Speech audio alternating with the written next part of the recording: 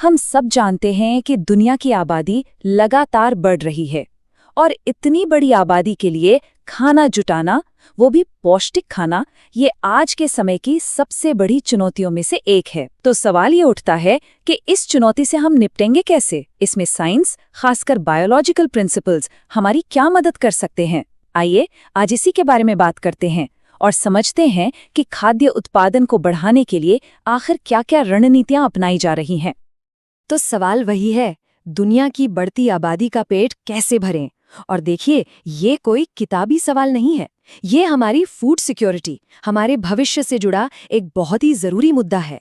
अच्छी बात यह है कि इसका जवाब हमारे पास है, और वो जवाब छिपा है पशुपालन और पादप प्रजनन जैसी साइंटिफिक टेक्निक्स में।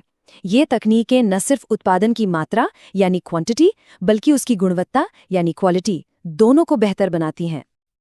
अब जरा इस आंकड़े पर गौर कीजिए, ये वाकई चौंकाने वाला है। दुनिया की 70% से ज्यादा पशुधन आबादी, मतलब गायें, भैंस, भेड़ बकरियां, ये सब भारत और चीन में हैं।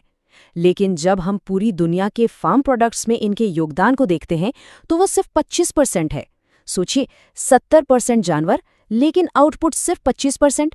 ये साफ साफ दिखाता है कि हमारे यहाँ प्रोडक्टिविटी यानी प्रति जानवर उत्पादन कितना कम है।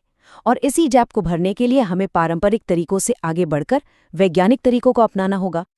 तो आज का हमारा सफर कैसा रहेगा? हम 4 मुख्य पड़ावों से गुजरेंगे। सबसे पहले बात करेंगे पशुपालन में हुई साइंटिफिक तरक्की की। फिर हम पादप प्रजनन की उस क्रांति को समझेंगे जो हमारी हरित क्रांति की वजह बनी। उसके बाद हम सिर्फ पेट भरने से आगे बढ़कर बेहतर न्यूट्रिशन और बायोफोर्टिफिकेशन पर बात करेंगे। और आखिर में भविष्य की कुछ बहुत ही कमाल की फूड टेक्नोलॉजीज पर भी एक नजर डालेंगे। तो चलिए शुरू करते हैं अपने पहले टॉपिक से, पशुपालन में वैज्ञानिक प्रगति।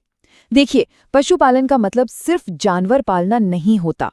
ये एक प्रॉपर एग्रीकल्चरल प्रैक्टिस है, एक विज्ञान है जिसमें हम पशुओं की ब्रीडिंग और उनकी देखभाल इस तरह से करते हैं ताकि उनसे हमें दूध, अंडे, मांस और ऊन जैसे जरूरी प्रोडक्ट्स मिल सकें।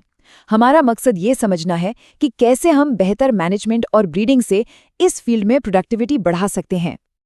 अच्छा, एनिमल ब्रीडिंग को समझने से पहले एक बहुत ही बेसिक शब्द को समझना जरूरी है, नस्ल या ब्रीड। आखिर ये नस्ल होती क्या है?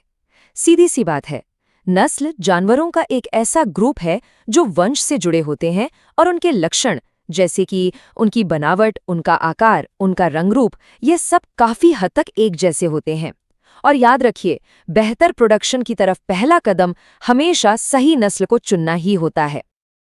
अब ब्रीडिंग के तरीकों की बात करें तो मोटे तौर पर ये 2 तरह के होते हैं। पहला है अंतः प्रजनन यानी इन ब्रीडिंग। इसमें एक ही नस्ल के जो करीबी जानवर होते हैं उनके बीच मेटिंग कराई जाती है। इसका फायदा ये है कि इससे प्योर लाइन बनती है, मतलब जो अच्छे जीन्स हैं वो एक साथ आ जाते हैं और खराब वाले हट जाते हैं। लेकिन इसका एक बड़ा नुकसान भी है, जिसे कहते हैं इन ब्रीडिंग डिप्रेशन। इससे जानवरों की फर्टिलिटी और प्रोडक्टिविटी घटने लगती है। और दूसरा तरीका है बहिर्प्रजनन यानी आउट ब्रीडिंग। इसमें अलग अलग नस्लों या यहाँ तक कि अलग अलग प्रजातियों के बीच मीटिंग होती है। इससे न सिर्फ नए गुण आते हैं, बल्कि इन ब्रीडिंग डिप्रेशन वाली प्रॉब्लम भी सॉल्व हो जाती है। आउट ब्रीडिंग का एक बहुत ही बढ़िया उदाहरण है क्रॉस ब्रीडिंग या संकरण। जैसे ये देखिए, ये है हिसार डेल भेड़। ये एक बिल्कुल नई नस्ल है जिसे पंजाब में तैयार किया गया। कैसे? बीकानेरी भेड़ और मरीनो मेढ़े के बीच क्रॉस कराकर। इससे हुआ ये कि दोनों नस्लों के जो सबसे अच्छे गुण थे वो एक ही नस्ल में आ गए। एक और बहुत कॉमन एग्जाम्पल है खच्चर का, जो नर गधे और मादा घोड़ी के बीच क्रॉस से बनता है। ये एक सफल अंतः विशिष्ट संकरण का नतीजा है। चलिए अब एक बहुत ही एडवांस टेक्निक की बात करते हैं। इसका नाम है MOET यानी multiple ovulation embryo transfer technology. ये जानवरों, खासकर मवेशियों की नस्ल सुधारने का एक जबरदस्त प्रोग्राम है। होता क्या है इसमें? सबसे पहले एक अच्छी नस्ल की गाय को FSH जैसा हार्मोन दिया जाता है। इससे वो नॉर्मली एक अंडे की जगह 6 से 8 अंडे पैदा करती है। इसे कहते हैं सुपर ओव्यूलेशन। फिर उसे सबसे अच्छे साढ़ के सीमन से आर्टिफिशियली इंसेमिनेट किया जाता है। जब फर्टिलाइजेशन के बाद 8 से 32 सेल वाले एम्ब्रियो बन जाते हैं तो उन्हें बिना सर्जरी के निकालकर दूसरी सरोगेट माओ में ट्रांसफर कर दिया जाता है। सोचिए, इस तकनीक से कितनी तेजी से अच्छी नस्ल के जानवर पैदा किए जा सकते हैं। तो पशुपालन की बात हो गई। अब चलते हैं अपने दूसरे पड़ाव की तरफ, पादप प्रजनन की क्रांति। देखिए, जो पारंपरिक खेती है उससे आप पैदावार एक लिमिट तक ही बढ़ा सकते हैं। उस लिमिट को अगर तोड़ना है तो हमें प्लांट ब्रीडिंग का सहारा लेना ही पड़ता है। भारत में जो ग्रीन रेवोल्यूशन यानी हरित क्रांति आई, उसकी नींव इसी तकनीक ने रखी थी। इसी के जरिए हमने ज्यादा पैदावार देने वाली और बीमारियों से लड़ने वाली किस्में तैयार की। और हरित क्रांति का असर कितना जबरदस्त था ये आंकड़े खुद बताते हैं।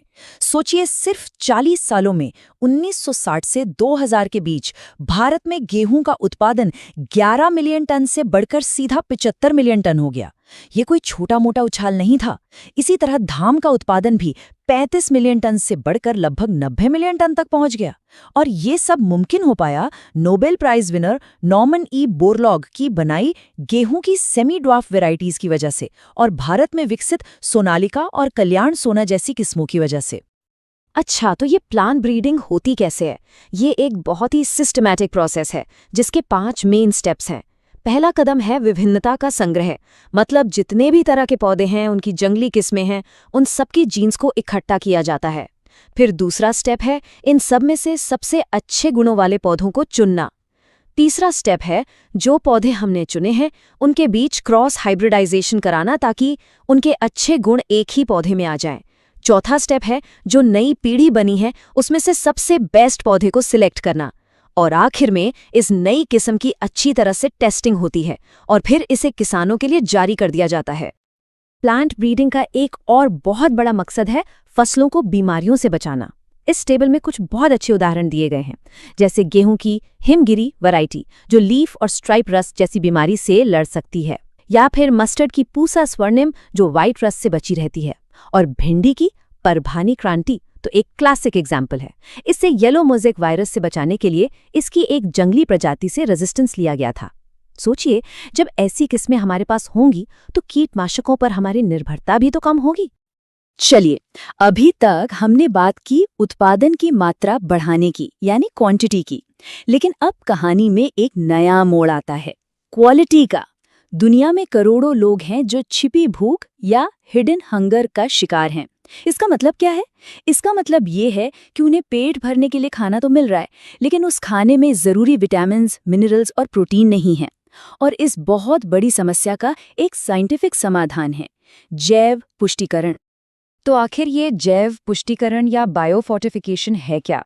बिल्कुल सीधे और सरल शब्दों में कहें तो ये फसलों की ऐसी वैरायटीज बनाने का तरीका है जिनमें विटामिन्स, मिनरल्स, प्रोटीन और हेल्दी फैट्स की मात्रा पहले से ही ज्यादा हो। ये लोगों की सेहत सुधारने का एक बहुत ही असरदार और टिकाऊ तरीका है। और बायोफोर्टिफिकेशन का लक्ष्य क्या है? बहुत साफ है, फसलों में प्रोटीन और तेल की मात्रा और क्वालिटी को बढ़ाना, विटामिन्स की मात्रा को बढ़ाना और साथ ही आयरन और जिंक जैसे जरूरी सूक्ष्म पोषक और खनिजों की मात्रा को भी बढ़ाना। इसका एक क्लासिक उदाहरण है गेहूं की एक किस्म जिसका नाम है एटलस 66। इसमें प्रोटीन कंटेंट बहुत ज्यादा होता है और इसीलिए इसका इस्तेमाल एक डोनर की तरह किया गया है ताकि गेहूं की दूसरी किस्मों में भी प्रोटीन की मात्रा बढ़ाई जा सके। इसी तरह मक्के की भी ऐसी किस्में बनाई गई हैं जिनमें लाइसीन और ट्रिप्टोफैन जैसे जरूरी अमीनो एसिड की मात्रा डबल होती है। लीजिए, अब हम आ गए हैं अपने सफर के आखिरी और सबसे फ्यूचरिस्टिक हिस्से में। जब पारंपरिक खेती अपनी सीमाओं पर पहुंच जाती है, तब हमें कुछ नए और क्रांतिकारी तरीकों की जरूरत पड़ती है। तो चलिए देखते हैं कि भविष्य की फूड टेक्नोलॉजी हमारे लिए क्या नया लेकर आ रही है। जरा इस बात पर ध्यान दीजिए, एक 250 किलो की गाय, जिसे हम प्रोटीन का एक अच्छा सोर्स मानते हैं, वो एक दिन में औसतन सिर्फ 200 ग्राम प्रोटीन बनाती है। बस 200 ग्राम। इस नंबर को याद रखिएगा, क्योंकि जो अगला आंकड़ा आप देखने वाले हैं वो आपको सच में हैरान कर देगा। और अब ये देखिए, सिर्फ 250 ग्राम्स। जी हाँ, सिर्फ 250 ग्राम सूक्ष्म जीव जैसे कि मिथाइलोफिलस, मिथाइलोट्रोपस अपनी तेज ग्रोथ रेट की वजह से एक दिन में 25 टन 25 टन तक प्रोटीन बना सकते हैं। यही है सिंगल सेल प्रोटीन यानी SCP की अविश्वसनीय पावर। स्पाइरुलिना जैसे माइक्रोब्स को तो वेस्ट मटेरियल पर भी उगाकर प्रोटीन, मिनरल्स और विटामिन से भरपूर खाना तैयार किया जा सकता है। भविष्य की एक और जबरदस्त तकनीक है टिश्यू कल्चर यानी ऊतक संवर्धन। ये पूर्ण शक्तता या टोटीपोटेंसी के सिद्धांत पर काम करती है। अब ये क्या है?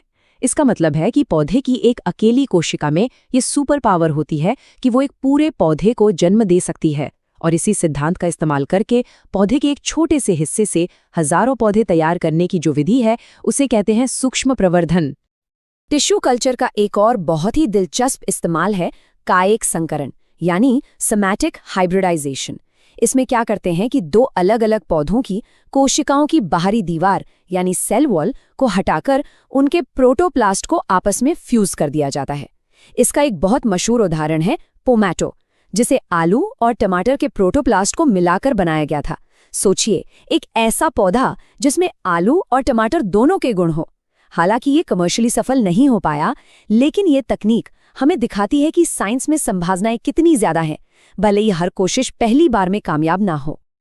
तो हमने पशुपालन से लेकर भविष्य की टेक्नोलॉजी तक एक लंबा सफर तय किया। चलिए अब एक बार जल्दी से सारी मुख्य बातों को रिवाइज कर लेते हैं। तो आज की बातचीत के 4 मेन टेकअवेज क्या हैं? पहला, पशुपालन में इनब्रीडिंग और आउटब्रीडिंग जैसी साइंटिफिक टेक्निक्स प्रोडक्टिविटी बढ़ाने के लिए बहुत जरूरी हैं। दूसरा, प्लांट ब्रीडिंग ही हमारी हरित क्रांति का आधार थी और ये न्यूट्रिशन को सुधारने का भी एक जबरदस्त जरिया है। तीसरा, बायोफोर्टिफिकेशन छिपी भूख से लड़ने और पब्लिक हेल्थ को बेहतर बनाने का एक बहुत ही टारगेटेड तरीका है। और चौथा, सिंगल सेल प्रोटीन और टिश्यू कल्चर जैसी फ्यूचर टेक्नोलॉजीज में हमारी फूड सिक्योरिटी की पूरी तस्वीर बदलने का दम है। और आखिर में ये सारी बातें हमें एक बहुत ही जरूरी सवाल पर लाकर खड़ा करती हैं। हमने ये तो देख लिया कि साइंस हमें भोजन की कमी से बचाने के लिए एक से बढ़कर एक तरीके दे सकता है। वो उत्पादन बढ़ा सकता है, न्यूट्रिशन सुधार सकता है, लेकिन क्या विज्ञान हमें सही भोजन करना भी सिखा सकता है? क्योंकि देखिए, खाना पैदा करना और उसे उपलब्ध कराना एक बात है, लेकिन सही खाना चुनना और सही आदतें अपनाना ये बिल्कुल दूसरी बात है। इस पर सोचिएगा जरूर। अगली बार फिर मिलेंगे। धन्यवाद।